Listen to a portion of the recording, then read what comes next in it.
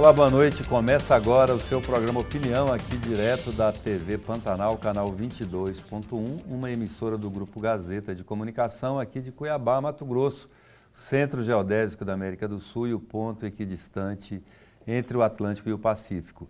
Eu sou o jornalista Kleber Lima e hoje eu tenho a honra de receber aqui em nossos estúdios o ex-deputado federal Nilson Leitão, presidente estadual do Partido Progressistas, para um bate-papo conosco sobre as articulações do partido visando as eleições desse ano. Boa noite, deputado Nilson Leitão. Bem-vindo aqui ao Opinião conosco. Boa noite, Kleber. Boa noite, professor Hollenberg. É um prazer estar aqui, um privilégio. Muito obrigado ali pela oportunidade aqui.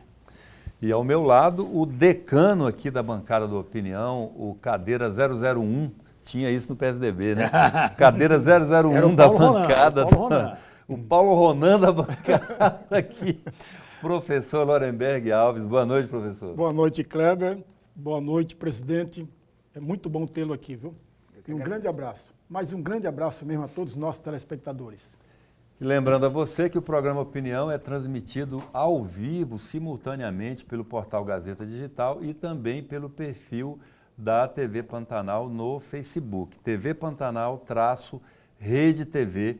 E você pode acompanhar tudo. Se precisar ir no mercado, se precisar descer na garagem, se precisar ir acudir o menino no quintal, vai no celular acompanhando para você não perder nenhum lance dessa entrevista que eu tenho certeza que vai trazer informações muito bacanas para você. E se você quiser participar do programa, enviando uma pergunta para o Nilson Leitão, você pode se valer do nosso WhatsApp aqui, exclusivo da Opinião 65 999-322529, como está na sua tela, que o programa ficará muito mais interessante com a sua participação, tá bom? Nilson Leitão, depois de uma temporada em Brasília, não chegou a virar cidadão brasiliense, né? Continua cidadão mato-grossense, de volta à terrinha, mas com novidades. Saiu daqui, o Nilson Leitão saiu daqui, professor, tucano, foi voando para Brasília, e retorna progressista. Conta para nós que novidade é essa, por que dessa troca de sigla partidária? O senhor ficou 30 anos no PSDB, né? É minha única, né? Minha única filiação até então, até dezembro, foi no PSDB. Nunca tinha mudado de partido, até porque não vinha razão para mudar, e eu acho que o modelo partidário brasileiro esgarçou numa situação que, a minha opinião já de pronto aqui, antes de responder a sua pergunta, é que a primeira reforma que o Brasil precisa é a reforma partidária, ligado diretamente à reforma política, uma reforma política profunda no Brasil. Acho que essas duas coisas somadas atraem tantas coisas ruins no modelo que está hoje, em todos os sentidos. Então eu acho que essas duas coisas. O final da minha relação com o PSDB, com a história, com tudo que eu acredito no estatuto e tudo mais, ela realmente acontece no momento que o Brasil vive uma transição muito forte. O eleitor, ele não consegue separar essas duas coisas, quando dentro do PSDB sai um candidato a presidente por duas vezes pelo PSDB e se torna vice do presidente Lula. Então o eleitor não consegue entender, mesmo sabendo que esse vice-presidente saiu do PSDB, que é o Geraldo Alckmin, que eu coordenei a campanha dele aqui contra o PT por duas vezes, né? E as outras contaminações de um partido que acabou ficando na estrada. Naquele ônibus de 2018, o eleitor não tinha um terceiro lado. Ou você era de um lado ou você era do outro. Quando o PSDB tentou gritar que não era de um lado nem do outro, mandaram descer do ônibus, ficou na estrada e o ônibus foi embora. E ficou gritando sozinho na estrada. E aí o próprio PSDB não se ressignificou, não mudou a sua comunicação, porque de fato o PSDB é um dos únicos partidos, talvez o único partido, que nunca esteve aliado ao PT em governo nenhum, nas eleições nacionais e nem dentro da estrutura de governo. Nunca teve. A sigla nunca foi formalmente apoiadora do PT ou do petismo ou do governo petista. Mas não é coisa para se explicar durante um período eleitoral, que o professor Kleber que já me ensinou isso há muito tempo atrás.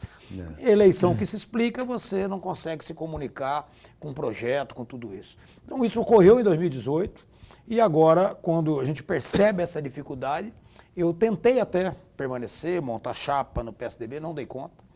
E quando eu tive esse convite da senadora Tereza Cristina, inicialmente lá em Brasília, e também aqui do senador Cidinho Santos, que me convida para vir para o PP. Ele estava aqui com o comando junto com o Paulo Araújo saindo para o PRD, e me convida para ser o presidente do PP estadual. Eu achei interessante o projeto, e esse projeto acabou sendo motivado também com a possibilidade de eu retornar ao Senado e disputar a eleição, e achei que dentro desse grupo seria mais viável para essa candidatura. Muito bem. O senhor está se referindo a um fenômeno da realidade brasileira. Nós tivemos uma polarização PSDB-PT durante 20 anos. 20 anos, né? 20 anos. O Fernando Henrique ganhou 2 eleições do Lula, né? E o PT ganhou 4 do PSDB. E o PT ganhou 4. O que acontece em um determinado momento, que o PSDB, por não conseguir fazer oposição, cede esse protagonismo para o chamado bolsonarismo, né? Não é isso? Eu nem acho que foi isso. Ou assim, talvez o marco temporal de estudo, professor, é o impeachment da Dilma. Exato. Ela cria uma nova ordem. Exato. E aí o PSDB, como o senhor fala, acostumado a uma posição mais de muro, né, não encontrou lugar para sobreviver. Eu acredito que teve algo mais grave. Eu acho que do PSDB e o PT foi o seguinte, eu acho que veio desde novo momento democrático do Brasil. Nova República. A Nova República. Aconteceu várias situações que acontecem lá com o Collor. O eleitor começa a prestar atenção em algumas coisas um pouco mais cuidadoso, que era um momento novo, né? E depois disso, uma sucessão de governos, o governo Fernando Henrique, que veio para a reeleição e também desgastou no final. Veio o governo Lula, e quando cansa do governo do PT, que o Aécio disputa em 2014, o Aécio se torna a grande novidade, a grande esperança de população e de regiões que não votavam no PT, como é o Centro-Oeste, o Sudeste, né, boa parte do Norte, né, o Sul do país não votava. Quando acontece aquela fatalidade não, aquela situação da JBS, de ter gravado o Michel Temer depois do impeachment, cai junto à última esperança que já estava assim no limite do humor do brasileiro. Era escândalo, era Lava Jato, era impeachment, um país quebrado naquele momento, desemprego, juros altos, tudo acontecendo ao mesmo tempo. Vem a Michel Temer e dá um alento e faz um governo fantástico, com números fantásticos, diminui a inflação, os juros caem lá embaixo, o Brasil começa a rodar, reformas importantes, explode aquele escândalo da JBS que envolve afinal, o Aécio. tudo que tinha se promovido de mudança era em nome do combate à corrupção. Exatamente. Aí quando acontece isso, o Aécio, que seria a expectativa para 2018, passa a ser um vilão naquele momento. Né? Porque o que valeu é a notícia que estava ali, a imagem muito forte e tudo mais. E aí o eleitor falou, não, nem PT, nem PSD, era nem PT até então. Aí chegou em 2018, nem PT, nem PSDB. E essa foi a ordem dada no inconsciente do eleitor quando aparece o Bolsonaro com uma proposta diferente, com a cara diferente, né, com uma comunicação diferente, que deixou todos os marqueteiros, os cientistas políticos atordoados com aquele momento, e todos nós políticos, onde o Bolsonaro navega numa nova situação, porque o eleitor naquele momento não queria eleger ninguém, ele queria derrotar os que estavam. E começa a derrotar todo mundo que se dizia da política, né? Então, os bons, os maus, foram todo mundo ali naquela situação. Então, eu acho que o PSDB não conseguiu, naquele momento, se comunicar. Uhum. Por quê? Porque, na minha opinião, teve um erro fortíssimo. Na eleição, o Alckmin, ao invés de continuar combatendo o PT, ele quis combater o Bolsonaro, porque a pesquisa mostrava que o PT já estaria no segundo turno. Então, estrategicamente, o marqueteiro dele falou, olha, você tem que ganhar do Bolsonaro, porque o PT você não vai ganhar dele no primeiro turno. O PT já está no segundo turno. Aqui vocês dois é um dos dois que não vão. Aí ele começou a bater no Bolsonaro e perdeu mais ainda, despencou e acabou com 5% da votação. Então, ali o PSDB realmente acabou não tendo mais espaço nesse debate da eleição, com toda a sua história, com todas as suas conquistas, com tudo que aconteceu com o PSDB, desde Plano Real e tudo mais, mas isso ficou no saudosismo e vai ser colocado aí um museu da história muito importante da história do Brasil. Mas é uma nova história daqui para frente. Precisa se reinventar, se ressignificar e a reforma partidária acontecer. Professor Lorenberg. Presidente, essa exatamente o gancho ou o ponto que eu gostaria de ouvi-lo. O senhor falou por 2 vezes reforma partidária. Eu gostaria muito de ouvi-lo. Quais seriam, na opinião do senhor, quais seriam os 3 pontos fundamentais para uma reforma partidária. Seria a questão da fidelidade, que não existe mais há muito tempo.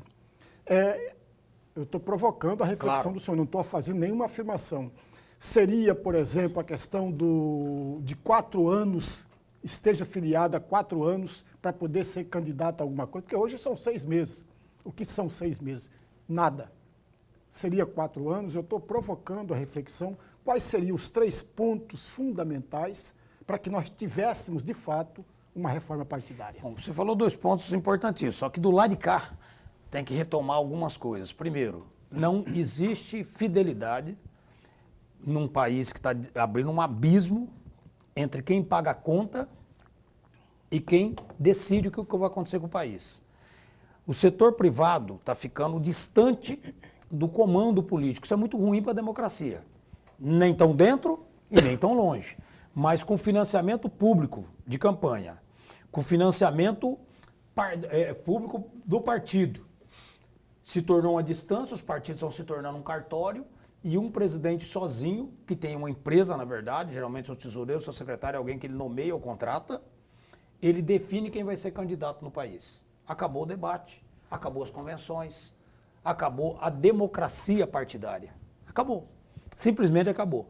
Então a reforma partidária que eu cito, uma delas é justamente isso, é que a fidelidade partidária ela tem que acontecer, que o brasileiro vai chegar num ponto, depois de tudo isso, é um caminho que nós estamos andando, que vai entender que só tem um jeito da democracia fortalecida com a política, é através do partido. É assim que acontece em todos os países do mundo. O Brasil ainda tem o partido como uma coisa secundária, como uma coisa menos importante. Eu prefiro votar nas pessoas. Importante votar nas pessoas. Mas as pessoas não podem mudar a ideologia do partido porque ela mudou de partido. Um partido que esteve com a esquerda até há pouco tempo atrás passa a ser direito porque alguém filiou nesse partido. Então a fidelidade é muito importante. O limite de mandatos de presidente de partido também tem que ser colocado, no máximo 2 eleições. Ninguém pode ficar 30 anos comandando o partido, ainda mais com dinheiro público. Então eu terminaria. A minha proposta é acabar com o dinheiro público como financiamento de campanha. Precisa ter um equilíbrio sobre isso entre o setor, o financiamento privado tem que entrar com muito mais força, na minha opinião, ter de fato uma fiscalização muito forte, uma penalização muito forte, mas o Brasil precisa avançar sobre isso, na minha opinião, e não ter o dinheiro público irrigando a vida de tudo isso. Então essa é a reforma partidária com a fidelidade, limite de mandato para presidente e fim do financiamento público. Isso eu não tenho dúvida que é extremamente importante acontecer. Tá? Acontecendo essas 3 coisas, começa a ter disputa dentro dos partidos novamente. Eu não tenho nenhuma dúvida disso. E em seguida a reforma política, né? Que fim do financiamento de campanha eleitoral, financiamento público, fim da reeleição, na minha opinião, para o Executivo urgentemente, que se não tiver o fim da reeleição para o Executivo, não teremos as reformas expressivas, como mas a reforma do Judiciário. Com ampliação do mandato ou não? Eu acho que o primeiro momento tem que terminar, Cleber. E nós já tentamos isso lá em 2016, tentando já ampliar. E quando amplia, você dá uma trombada no outro parágrafo da legislação, que é do Senado, que não está junto, que lá é 8 anos. Aí você fica discutindo isso. Então, tem que fazer por parte. Tem que primeiro acabar com a reeleição, para presidente, governador e prefeito. E num segundo momento, na esteira disso, você aumenta mais 1 ano de mandato para ficar 5 anos, que na minha opinião é suficiente. Deixa eu entrar nessa conversa com o senhor. O senhor foi prefeito 2 vezes numa cidade importante aqui de Mato Grosso, a 3ª ou 4ª maior cidade de Mato Grosso hoje, que é Sinop.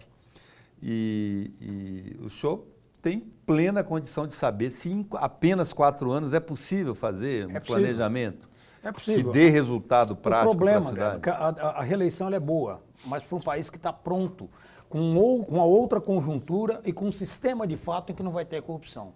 Eu vou aqui arriscar dizer, e tomara que eu não seja leviano, mas vou arriscar dizer, que não existe uma reeleição sem você usar a máquina pública. Não existe a reeleição sem você usar a estrutura pública com dinheiro público. Não existe. Não existe no Brasil isso, não tem condições de acontecer isso. Então, quando você é candidato à reeleição, você deixa de tomar atitude. Explica isso melhor, porque o senhor foi candidato à reeleição. Fui candidato à eleição. Então explica bem aí para você vai trazer. Você vai se comprometer, né? Você é meu. Não, mas não tem problema comprometer. Se bem que já prescreveu, né? Faz tempo. Não tem nenhum problema comprometer, porque isso é corriqueiro, o Ministério Público não vê porque não quer. A legislação eleitoral não vê, o Justiça Eleitoral não vê porque não quer. Mas o uso da máquina pública tem, ó. Quando você cria um programa no último ano de mandato para ir para a reeleição, para poder beneficiar alguém, porque você não criou no primeiro ano, lá não tinha problema 3 anos atrás, e todos os presidentes da República fizeram isso. Todos, sem exceção. Criaram o Vale Uber, o Vale Gás, o Vale não sei o quê, aumentou o Bolsa Família, aumentou não sei o quê, no último ano. Como se esses brasileiros não tivessem tendo essa dificuldade um ano retrasado, ano passado, no primeiro ano. Nas prefeituras não é diferente. A prefeitura você tem o quê? Você faz uma reforma administrativa, coloca lá seu pior adversário na secretaria, dá emprego para outro, dá emprego para aquele lá. Lança um pacote de obra. Lança pacote de obra que não vai acontecer até terminar a eleição, né? Assina contrato e convênio. Você tem a corrupção do uso da estrutura da máquina, do dinheiro público com a corrupção, e você tem a corrupção intelectual, da mentira, de criar uma expectativa, qualquer coisa. Então, a minha opinião, principalmente no que nós estamos vivendo hoje, onde é quase unanimidade, a reforma do judiciário só vai acontecer com o presidente da República que não for reeleito. Ele precisa chegar no primeiro dia, falar, vou apresentar a reforma, vai ser impopular, vou brigar com todo mundo, vou fazer uma reforma administrativa no meu país, vou reduzir o tamanho dessa máquina, vou fazer uma reforma do judiciário e vou fazer o país, de fato, entrar num eixo, porque ninguém aguenta mais o tamanho que está aí. Hoje nós estamos pagando 20% de juros no setor da agropecuária. Agora, de novo, paralisada a Ferrogrão por causa de uma canetada ali, por falta do executivo ter mais firmeza nessa discussão. Quer dizer, cada dia tem uma invenção nova onde atrapalha o Brasil a desenvolver. Então, na minha opinião, o Brasil só consegue ter reformas profundas se acabar com a reeleição. A Ferrogrão, o senhor está responsabilizando o executivo, mas é uma canetada do judiciário, né? Uma canetada do TCU agora, mas e aí? Quando eu tenho, e a independência eu tenho uma máxima dos poderes. Qual a independência? Eu tenho alguns amigos do TCU que eu respeito muito. Mas vamos ser sinceros, o Tribunal de Contas da União é um tribunal político. Tribunal político, é só ex-políticos que estão lá dentro. Ex-deputados, ex-senadores, é isso que está lá dentro. Então não é questão da qualidade ou da capacidade. Mas, poxa, uma obra imprescindível como essa, que é ecologicamente correta. É polêmico, né, deputado? Por que polêmico? Não, porque tem os ambientalistas que colocam uma eles não são série ambientalistas. Ambientalistas Não, eles são ativistas. Ambientalistas quem cuida do meio ambiente, que é o produtor. O cara cuida do rio, do córrego, da nascente, do mato. Esse é ativista, é diferente. Nós estamos falando aqui de 0,03% da Jamanchim, de um parque de milhões de hectares, onde uma ferrovia passar. Na África, a ferrovia passa no meio, onde está o elefante, o leão, a girafa, a zebra, e ela passa e convive normalmente com todo mundo num parque que é 5% do tamanho do Pará. 5%. Devido a esse parque, para uma segurança alimentar, para você ter um modal viário ecologicamente correto, ambientalmente correto, com impacto muito menor do que o rodoviário, não vai acontecer. Não é muito preciosismo, não. Não é muito deixar tão caro o custo do alimento, da exportação, por um preciosismo não passar uma ferrovia?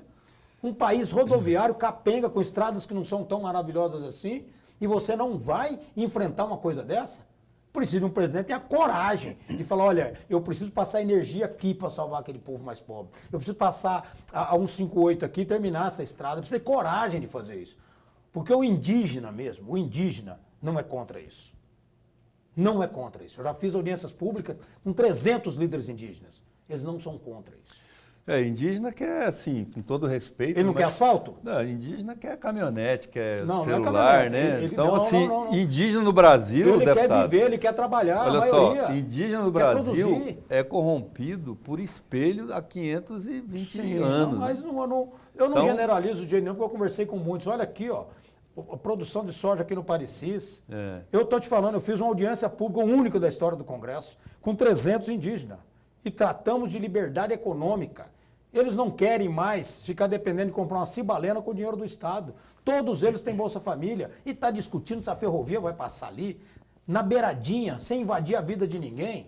Se a 158 não vai ser pavimentada porque tem que dar uma volta no Parque Nacional de Xingu. Do Xingu, né? Quer dizer, vamos ficar quantos anos vamos discutir isso, tiver Segura acidente, carro e tudo. esses argumentos todos, porque nós precisamos ir para o intervalo. Você viu que está quente, o Nilson já está mostrando a diferença entre ser tucano, que era tucano é mais no muro, né, professor? Não, nunca fui, não.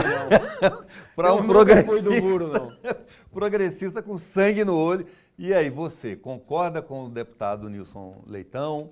Você acha que tem que passar a ferrovia dentro da aldeia indígena ali no Pará? Não é dentro da aldeia, não. Não é dentro, é na não? beiradinha de uma reserva. 0,03%. É na beirada não tem da índio reserva. Nenhum, não. Zero de índio. Você concorda com ele? Você acha que tem que acabar com o financiamento? 5 bilhões esse ano, mais de 5 bilhões esse ano.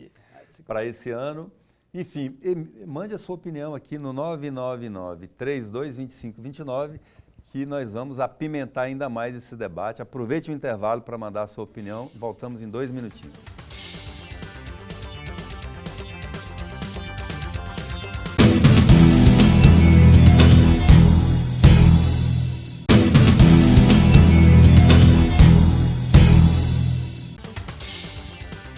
Muito bem, estamos de volta com o segundo bloco do seu programa Opinião, aqui direto da TV Pantanal, canal 22.1. E hoje eu e o professor Lorenberg Alves estamos recebendo aqui para uma entrevista o ex-deputado federal Nilson Leitão, atual presidente estadual do Partido Progressista, que está federado, né, com a União Brasil. Então agora é União Progressista, né? Durante os próximos 4 anos. Isso. Então nós vamos falar disso daqui a pouquinho, porque agora eu preciso trazer o destaque do Gazeta Digital desta terça-feira. Vamos lá, William.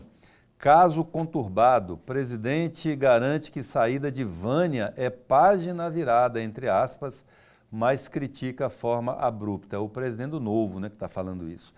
A migração, deixa eu botar aqui o meu auxiliar. A migração da vice-prefeita Vânia Rosa do Partido Novo para o MDB é algo mal processado no grupo do Novo.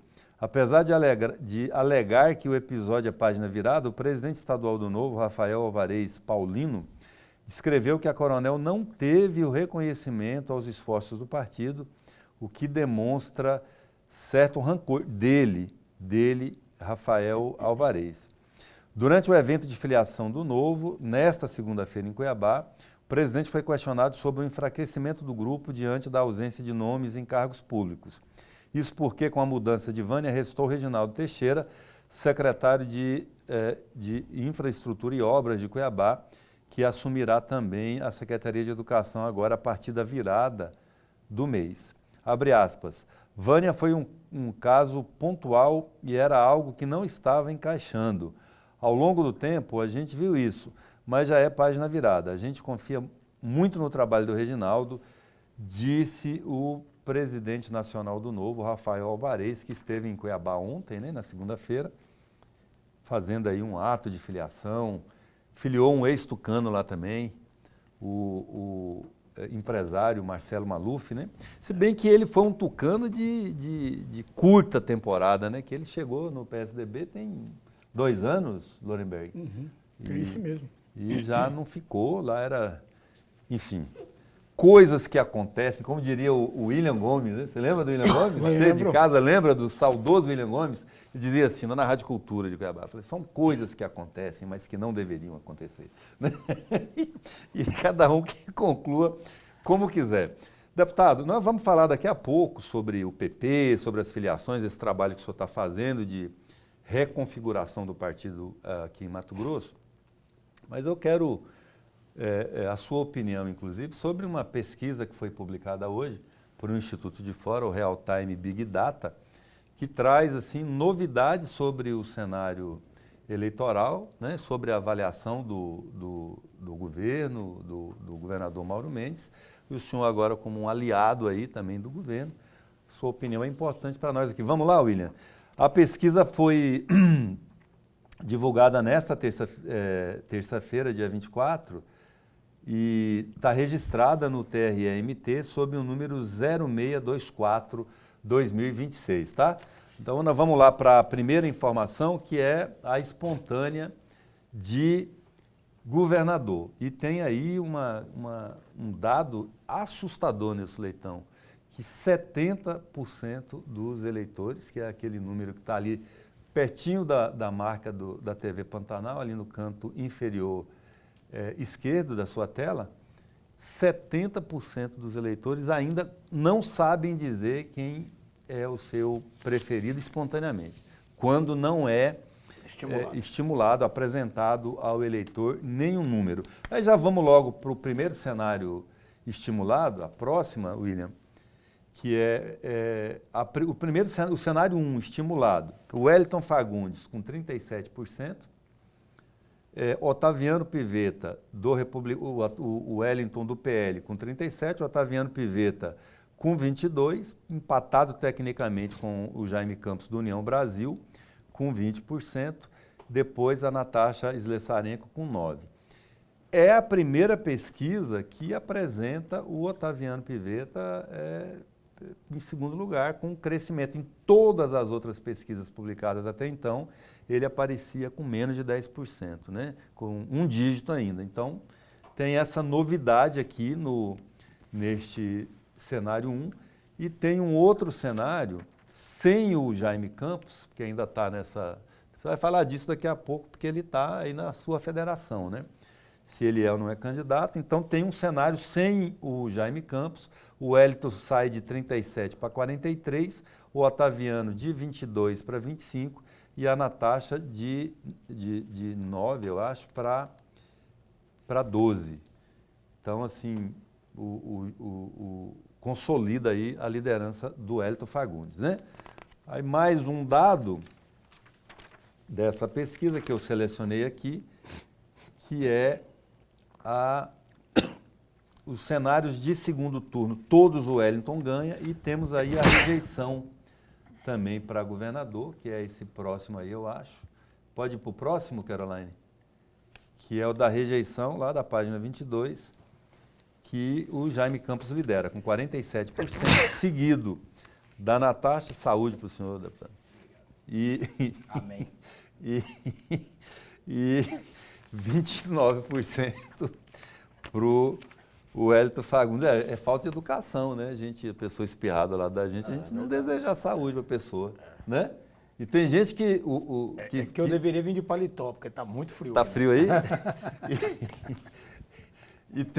E tem gente que se antecipa, que fala assim, quando é para a autoridade, fala assim, se espiar, saúde. Já que eu não estou aqui na hora. Então, assim, na rejeição, o Jaime Campos liderando. Aí nós temos também, eu vou já apresentar tudo, depois a gente comenta, né? Vamos também para o cenário de aprovação do governo, que é a próxima aí, Caroline. Lá na página 29, governo do governador Mauro Mendes, que deixa agora, entrega... Está definida a data? 31. 31, né? Então, na próxima terça-feira, eu acho que ele e todos os secretários que serão candidatos esse ano vão deixar os cargos. Ele deixa o cargo, segundo a pesquisa da Big Data, com 72% de aprovação. Não é regular. A pergunta é aprova ou reprova? 72% de aprovação, que é um número maravilhoso, né? Para quem está entregando. O senhor lembra quando o senhor entregou à Prefeitura de Sinop com a sua aprovação? Era 78. Aí, um número maravilhoso, né? Para quem está entregando.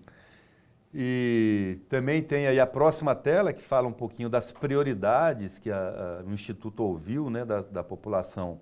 Quais deveriam ser as prioridades dos próximos 4 anos em Mato Grosso. Então, segurança pública lidera com 28%, seguido de saúde com 25% e depois transporte com 13%. É uma novidade também. Segurança pública em Mato Grosso já liderar no lugar da saúde, né? Talvez aí já o impacto da entrega do Hospital Central, dos hospitais regionais. É um tema de pesquisa e de mandato, mas não é um tema de eleição à saúde. É impressionante, né? É.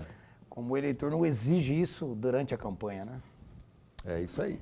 Nem a saúde, nem a educação. E nem a educação, especialmente a educação. Saúde em alguns momentos. Né? O eleitor não cobra isso. Em alguns momentos você cobrou logo no pós-pandemia, ou quando a coisa... Não, mas na eleição ele não negocia isso, ele negocia outras coisas. O eleitor ele quer ouvir outras coisas, é impressionante isso.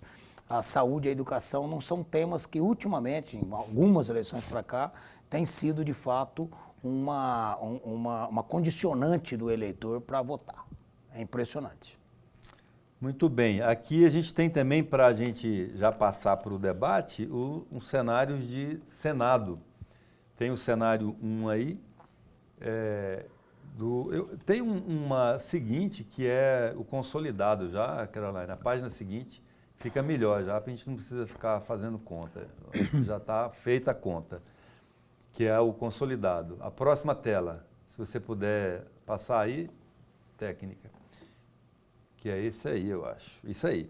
Então, no consolidado, que já é a soma do primeiro e do segundo votos, o governador Mauro Mendes lidera com 31%, seguido da deputada Janaína Riva, do MDB, com 23%. Depois, o ministro e senador Carlos Fávaro, com 15%, Zé Medeiros, com 11%, Pedro Táxi, com 6%.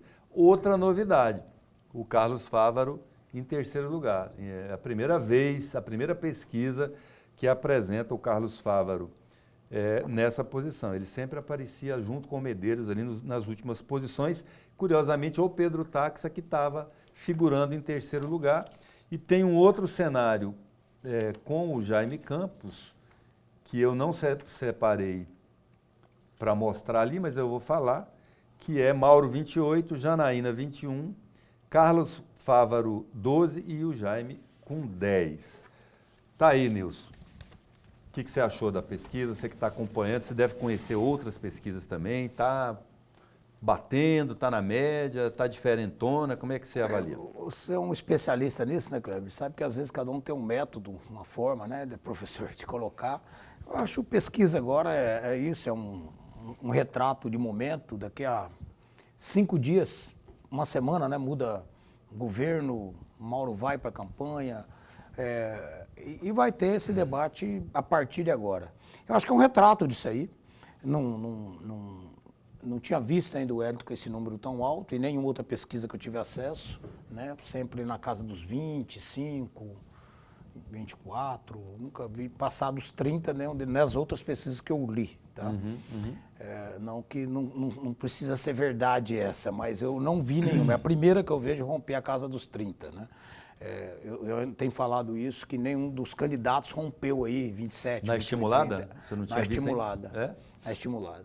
Mas isso é uma sinalização, mas o jogo, como diz, né, vai começar daqui a pouco, vai começar ali para frente, quando definir de fato as candidaturas, ainda o eleitor, 70% aí. Isso, para mim, é o número mais importante. No momento, que né? o eleitor precisa ser provocado e ele ainda não está tão atento ao que vai acontecer daqui a alguns dias. Então, eu acredito que o debate maior vai ser a posse a renúncia do governador Mauro, da sua equipe, a posse do governador Otaviano Pivetta, esse estabelecimento formal do senador Jaime Campos dentro do jogo, e aí sim vai saber de fato o que vai acontecer nesses números. Professor Lorenberg, alguma pergunta em cima da pesquisa? Em cima da pesquisa, é só um detalhe que eu gostaria muito de uma reflexão do senhor presidente. Veja, a pesquisa demonstra um retrato, que o senhor falou muito bem, é aquele momento. A semana que vem pode ser um outro retrato completamente diferente. Mas, de uma certa forma, a pesquisa estimula os postulantes ou pré-postulantes, onde o candidato deveria ter ela como garantia ou dúvida? Eu acho que cada partido, né, cada candidato faz sua própria pesquisa. Eu tenho certeza absoluta com quem que vai concordar, talvez 100% com ela, quem está na frente, nessa pesquisa, que é o senador Wellington. Eu acho que o senador Jaime não concorda com esses números e acho que o vice-governador Otaviano Pivetta também não concorda com esses números. É bem capaz que a doutora Natasha também não concorde com esses números. Então, eu acho que o que é importante a partir de agora, quem está preocupado em disputar a eleição, exatamente montar a sua estrutura, a sua estratégia de comunicação e não vai fazer baseado em números, vai fazer baseado numa pesquisa qualitativa, né? Numa pesquisa de fato, o que o eleitor está pensando sobre as eleições e sobre os candidatos, né? Eu acho que é muito mais importante. A naturalidade do candidato do PL estar na frente do Mato Grosso é normal, porque o eleitor ele já tem esse instinto, na sua grande maioria no estado de Mato Grosso, de ser esse eleitor à direita, né? Mas vai ter 3 candidatos aí nesse campo praticamente. Hoje tem 3 candidatos nesse campo que mistura, né? O próprio Pivetta, o próprio Jaime ali e o próprio Wellington. A diferença é o partido, que hoje estimula bastante, porque tem um candidato a presidente mais conhecido, com o sobrenome, e isso estimula o eleitor. Eu quero votar em quem está lá com ele. Isso tem um percentual, pelo menos de 20%, 23% do eleitor de Mato Grosso, que fala isso espontaneamente, que já escolheu o grupo que ele quer votar e nem sabe o nome do candidato a governador, já sabe que é naquele time, que é naquele grupo. Então isso influencia nesse momento. Pode mudar? Pode, mas durante o jogo. Então eu acho que quando eu vejo os números do Pivetta e do Jaime, eu acho que se essa pesquisa é o retrato da verdade desse momento, eu acho que é um jogo embolado ainda, que não começou ainda, né? Como diz, quem está muito na frente não sabe qual é o teto, né? O importante é isso, né, Declaro? Quando você lia a pesquisa para nós, você falava, qual que é o teto que esse moço chega? Essa pesquisa, inclusive, faz tem uma bateria que eu não apresentei aqui, porque já é mais complexo de explicar, que é ele faz a votabilidade, né? Então ele tira popularidade, intenção de votar de quem conhece e intenção de não votar, quem conhece e não quer votar, e tem um cálculo que é feito que demonstra isso aqui. Não, a qualidade da pesquisa não é agora, ruim, claro agora o que eu também tenho acompanhado, tenho algumas pesquisas, o que me chamou a atenção no cenário de governador não foi o número do Wellington, porque como ele está liderando, 5 a mais ou a menos, de uma para outra, está dentro da margem de erro. Mas ele sempre esteve liderando com folga em relação a todos os outros candidatos, como ele lidera no cenário de segundo turno. Foi o que me surpreendeu nesta pesquisa, na verdade, foi o número do Otaviano Pivetta. Que nas outras pesquisas parecia muito baixo. Com um dígito. Então, se ele já está chegando a quase 29 aqui, 22. 22, né? 29 ele chega no confronto direto. Sem assumir ainda o governo, isso parece muito... antes de assumir, né?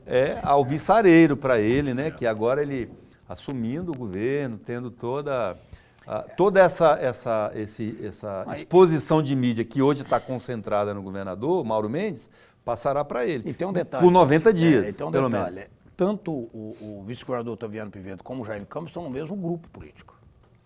É o mesmo grupo político. Então, o que vai acontecer ali na frente, eu não sei, eu não consigo dizer que eu não tenho aí uma bola de cristal.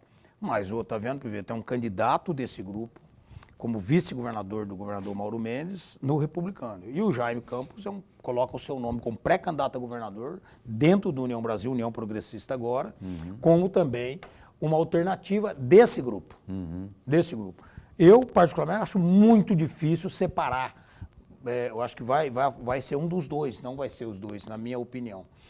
Então eu acredito que esses números acabam sendo alterados porque os dois candidatos com 20%, acima de 20%. Tem um cenário com o Jaime e outro sem, você vê que todo mundo ganha um pouquinho. Ele não pesa a favor do Otaviano, por exemplo. Mas porque não declarou apoio, né? Não declarou, e pelo nível do... Não declarou, né? O nível do enfrentamento fica a dúvida... se declarará, né? O eleitor ele está enxergando os candidatos como candidatos separados. Tecnicamente está no mesmo grupo. Entendi. Tecnicamente está no mesmo grupo. Entendi. Vamos agora ter que, infelizmente, já passou rápido esse bloco, né? Então, quando fala de pesquisa, o negócio, um assunto puxa o outro. Nós voltamos daqui a pouquinho para a gente falar um pouco mais disso. E se tiver, vou até deixar essa pergunta para o senhor, e se tiver que escolher entre Otaviano Pivetta e Jaime Campos, qual é a preferência do Nilson Leitão? Eu vou deixar já essa pergunta para o senhor responder no próximo bloco. Não saia daí, aproveite e mande. Você que é da Várzea Grande, vai ser uma audiência muito boa em Várzea Grande. Você que é de Várzea Grande, você acha que o Jaime Campos, o senador Jaime Campos, que é aí da Várzea Grande, tem que ser candidato a governador ou não? Mande aqui a sua opinião para a gente, aproveite o intervalo no 999-3225-29 e em 1 minutinho e meio a gente já está de volta.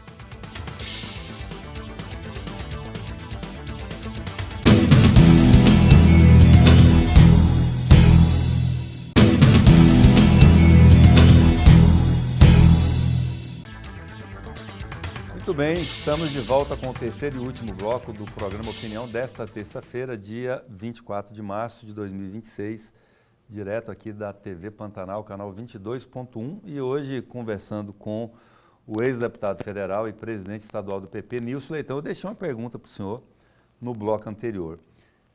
Se essa condicionante, se não der acordo, se o Jaime Campos botar o bloco na rua, queimar as pontes, como já quase deu uma queimada aí, quando desferiu alguns ataques muito duros contra o Pivetta, contra o Blairo Maggi, e for candidato, como é que fica a opção política do Nilson Leitão? E como é que... Não tem jeito, né? Se o Jaime for candidato, você tem que ir com o Jaime, porque é do mesmo partido. Eu acredito que aí é uma resposta... Eu, na condição de presidente do PP, tem uma questão técnica aí, né? Primeiro que o Otaviano Pivetta é legítimo candidato a governador, vice 2 vezes do Mauro, e o Mauro tem aí essa lealdade ali, e é muito bom isso, ter lealdade na política.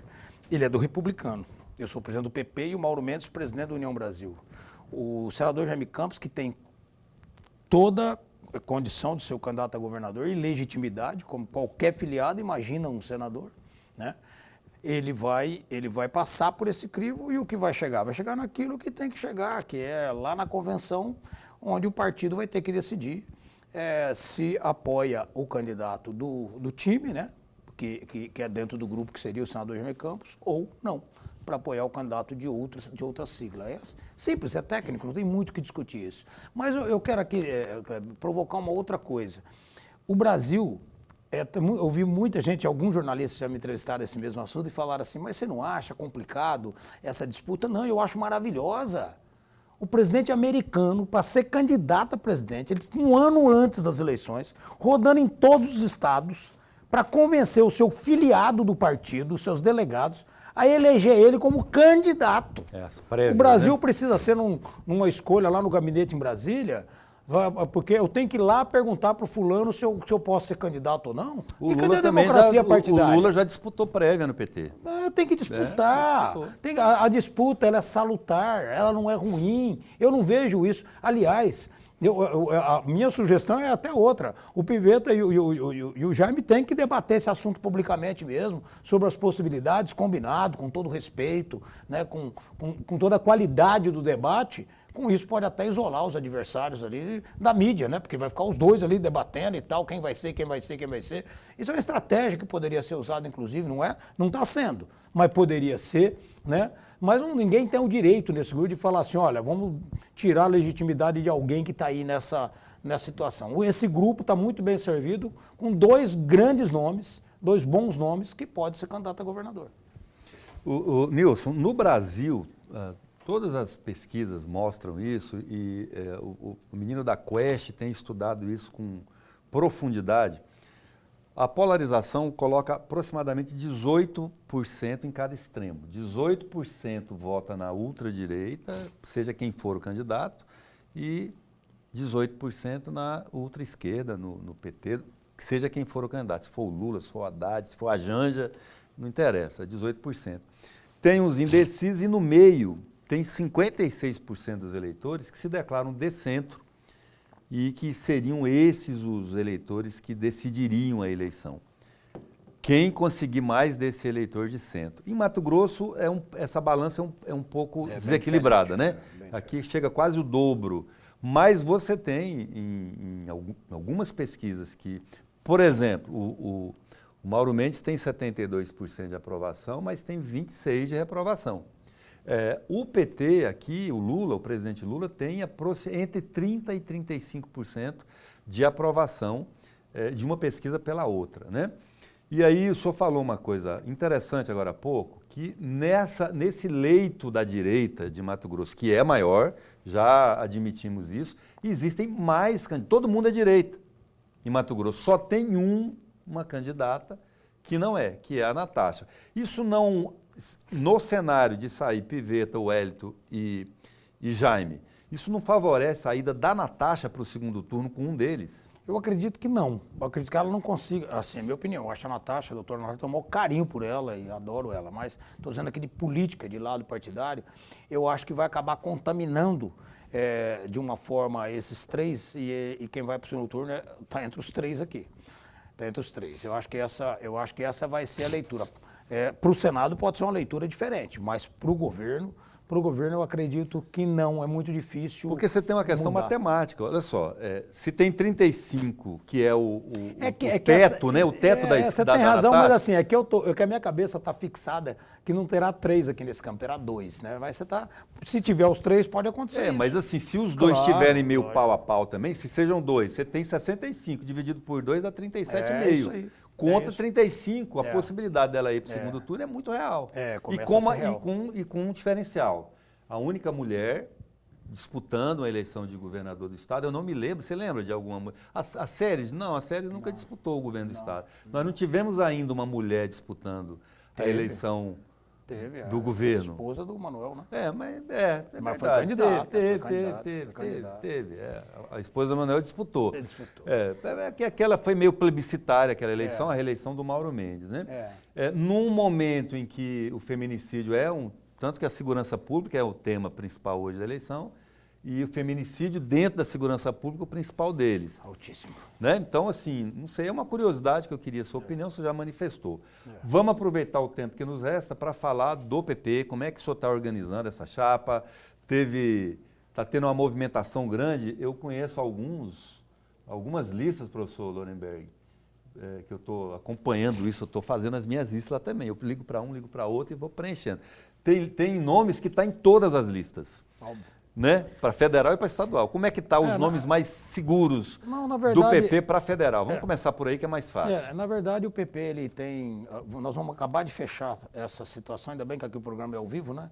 Então eu posso falar aqui com a data certa. Nós vamos acabar de fechar essa lista até sexta-feira. Então teremos reunião amanhã, quinta-feira, sexta. Vamos acabar de fechar. O meu nome está como pré-candidato do PP. Né? Nós temos aí o ex-deputado Vitório Galli também está aí essa possibilidade. E vai ter nomes que eu não vou citar porque ainda estamos em conversa, né? O Coronel Roveri, que hoje é o secretário de Segurança Pública, também estará conosco. Já no União, né? No PP. Ele está no PP. Eu só estou falando do PP. Do PP, ok. Só do PP.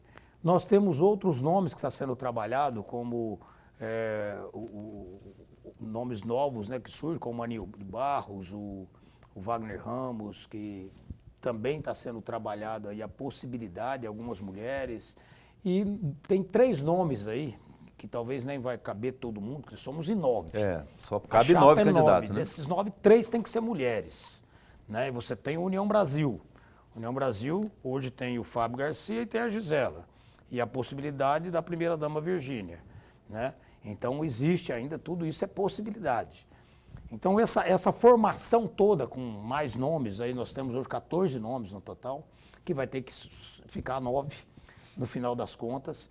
Nesse debate nós vamos fazer esse final de semana. Mas vai ficar uma chapa bastante interessante. Tem um convidado, o Ednei também, que é do CIPEM, que é de Alta Floresta, é um outro candidato a deputado federal. Quer dizer, nós temos alguns nomes, os convites que foram feitos durante esse período que ainda não decidiram. Tem muita gente deixando para decidir na última hora, ou mudança de partido, ou filiação nova para ser um candidato ainda, pessoas que nunca foram. E qual que é o critério? 9 é um número ímpar, são 2 partidos, quantos de cada lado? Não, esse critério não tem nenhum problema de dificuldade. Nós estamos escolhendo realmente os nomes que têm mais condições e de resultado, né, que consiga alcançar um número de votação maior, para tentar fazer uma legenda muito boa, e essa é a ideia. Então não tem nenhuma disputa entre União Brasil e o PP de falar, eu apresento mais, você apresenta mais, não tem nenhum problema disso. Então, no período em que tem que dividir fundo partidário, né?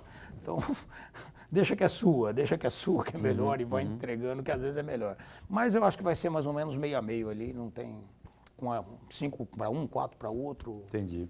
Não vai ter muita dificuldade para isso, não. Professor Lorenberg. Presidente, se o senhor me permitir, eu gostaria de voltar a algumas frases do primeiro bloco. o senhor falou da reforma partidária, mas também falou do fim da reeleição para o Executivo. Porque o senhor deu exemplo, inclusive, do uso da máquina pública para beneficiar o candidato à reeleição. E aí eu provoco o senhor e provocar sempre no bom sentido, presidente. Muito bom esse, professor. Tem todo o meu respeito. O parlamentar também usa a máquina. Concordo. O parlamentar usa a Assembleia Legislativa, no caso do deputado estadual, no caso da Câmara Federal também usa a máquina. Portanto, não seria também a hora e a oportunidade para discutir o fim da reeleição infinita do parlamento? E com um detalhe, se o senhor me permite acrescentar, o parlamentar não precisa renunciar. Ele continua no cargo, ele disputa no cargo. Eu acho que essa reforma política e partidária, ela precisa alcançar todos.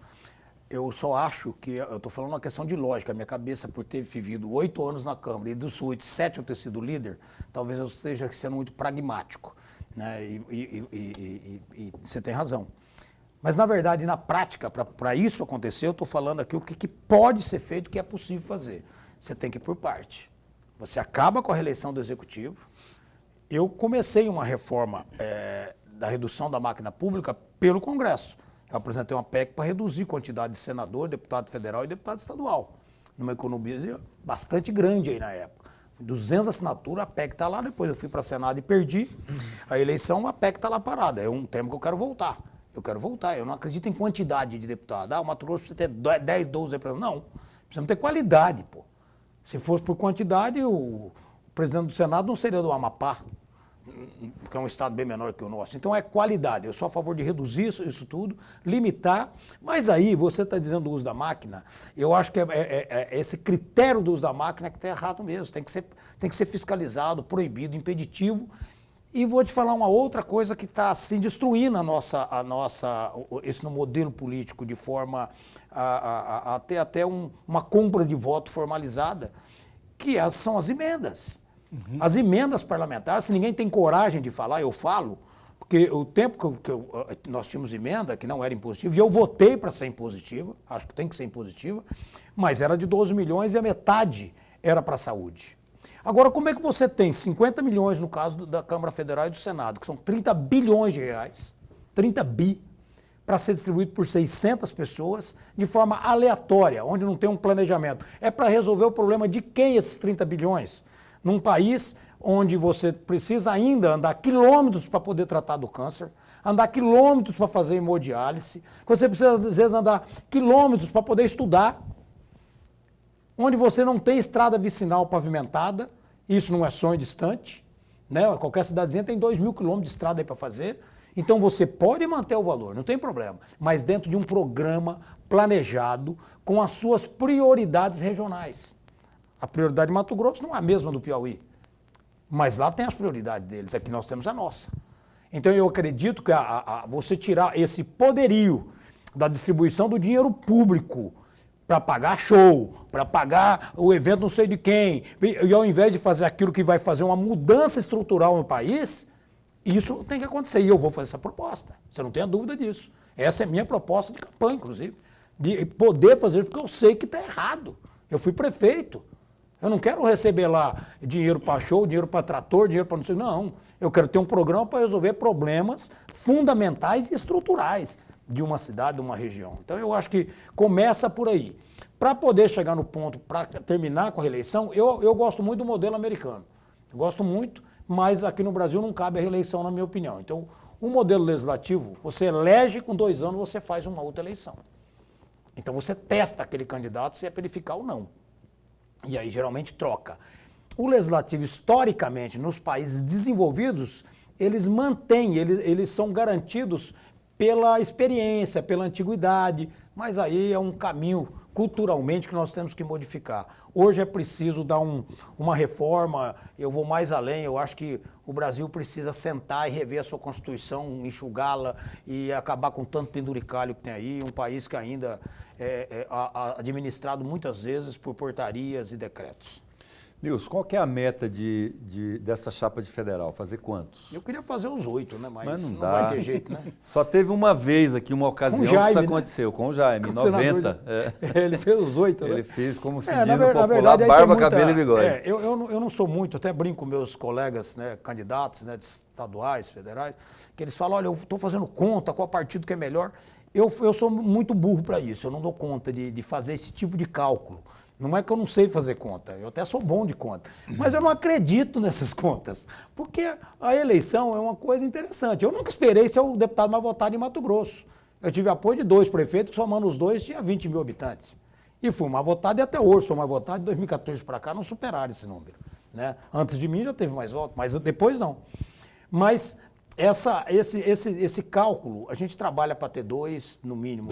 2, com a expectativa de 3. E estadual, que a gente falar dos estaduais. Estadual, nós vamos acabar de fechar essa chapa, foi muito conturbada durante essa semana toda, passada, teve vários temas na imprensa, né, que ia sair, esvaziar a chapa de estadual e tal, mas não, eu acredito que a chapa vai ficar bacana. O Júlio Campos e o Gilberto ficam? O Gilberto foi pro PRD já. Já foi, né? Já. O Júlio? O Júlio fica, eu acho que ele fica, até porque não tem lógico, com o Jaime no União Brasil, porque ele sairia, né? Não tem pra onde. E eles são... Eu acredito que nenhum sairia. Tá? Nem Gilmar, nem Botelho, eu não acredito. Agora, se sair, o que nós estamos fazendo? Eu acredito que essa chapa terá vou te dar números aqui, entre 16 a 19 nomes. A de... Estadual. Estadual. Pode ser 25, mas tem um fenômeno acontecendo. 2, aliás. Para estadual, ninguém está conseguindo formar os 25 nomes. Está faltando nome, ninguém. Nem os mais poderosos não estão conseguindo chegar em 25 nomes. Ninguém. Porque 30% mulher, de 25 dá quanto? Dá De 6? 8. 8 É porque você conta na cadeira, 24. Aham. Então, não da quantidade, que é uma a mais, você conta das cadeiras existentes. E para federal, eu acredito que vai ter menos de 44 candidatos nessa eleição para disputar 8 vagas. Vai ser os menores, não, 44 nomes no total. Porque é só fazer conta. Quantos partidos vão conseguir montar chapa de federal? Vai ter uma quantidade mínima de candidato? É proporcional, né? Para cada, você tem que colocar 30% de mulher. Ok, mas você pode lançar E eu 6. falo isso com tristeza, porque eu não gostaria que mulher fosse cota, eu gostaria que mulher fosse maioria, né? Por decisão delas, né? Mas é muito difícil você compor a chapa, a maioria ainda não quer participar.